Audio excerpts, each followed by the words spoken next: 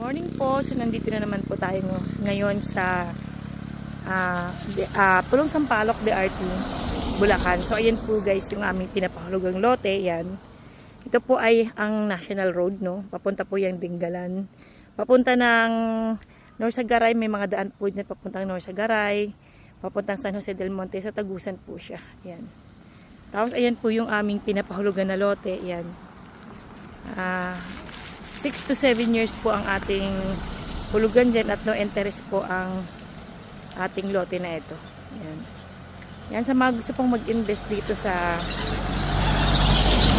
DRT Bulacan, yan, malapit ito sa mga dinarayong mga tourist spot, katulad po ng Mama Fiat Church, Our Lady of Fiat Church, Cafe Fiat, at malapit din po ito sa Caribbean Resort. So mga 2 minutes lang po, nandun ka na po sa Caribbean Resort at saka sa Mama Fiat. Ganon din sa Cafe Fiat. So ayan guys, kung makikita nyo, no. Yan. Sa mga naghanap po dyan ng mga overlooking, yung mga mahilig pong mag-adventure, yan, ito po ang swak na lugar po sa inyo na pwedeng mag-camping, rest house, camping site, retreat house po.